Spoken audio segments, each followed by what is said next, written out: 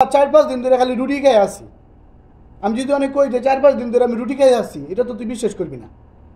আর তুই 5,000 টাকা চাইছিস, 5,000 টাকা বড় কথা না বন্ধু। তুই যে আমার প্রতি যে একটা কষ্ট পাইলি, আমার যে ভুল বুঝলি, তুই ফেসবুকে স্ট্যাটাস দিলি যে বিপদে বললে বন্ধু চিনা যায় বাইরে। আচ্ছা, আমি যে কথাগুলো বলবো এ কথাটা শুধু আমার না, এরকম আমার মতন আরও 100 প্রবাসীর সাথে মিলে দেব। কথাটা কি জানেননি?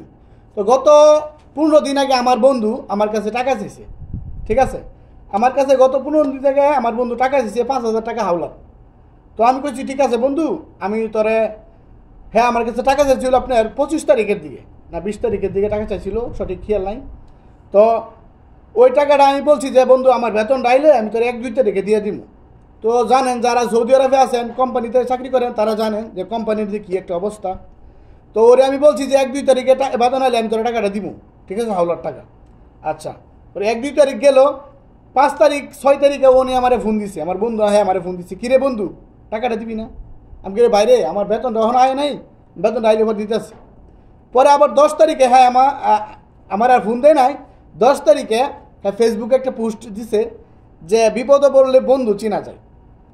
আসলে কী কমু ভাই, বিপদে বললে বন্ধু চিনা যায় না কি জানি না, কিন্তু তুই যে কথাটা বলছস এটা আসলে দেখ ভাই, আমি বলতেছি আমার ভিডিওটা তুই দেখতে আসছিস আমি জানি।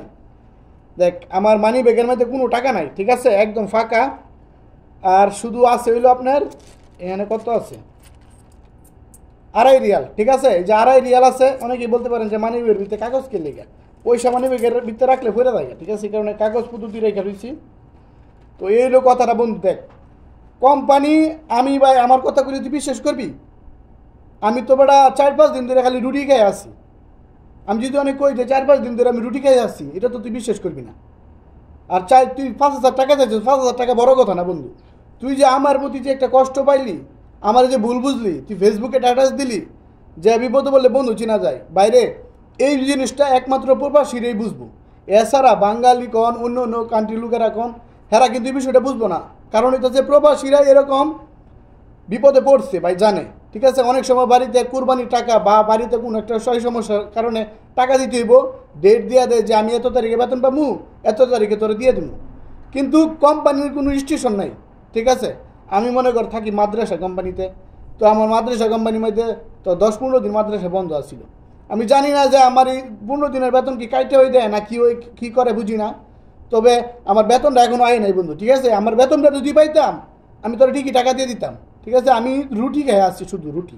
সৌদি আরবে ফ্রি রুটি পাওয়া যায়, শর্মের কিছু না, ঠিক আছে। আমার মতন বহুত প্রবাসী আছে এরকম, শুধু রুটি খায় বা মানে ফ্রি খাউন খায় চলে, ঠিক আছে। তো আমার টাকাটা বন্ধু আয় নাই। তুই যদি ভাই আমার ভিডিওটা দেখস, তুই এই ভিডিওটা দিয়ে বুঝে নিস ভাই, আমি তোরে 5,000 টাকার লেগে তোর মনের মাঝে কষ্ট দেওয়ার আমার কোনো নিয়তই আসছিল না। তুই যে কষ্টটা পাইছস এটা লেগে ভাই আমি অনেক সরি, ঠিক আছে। তুই ভুল বুঝল ভাই।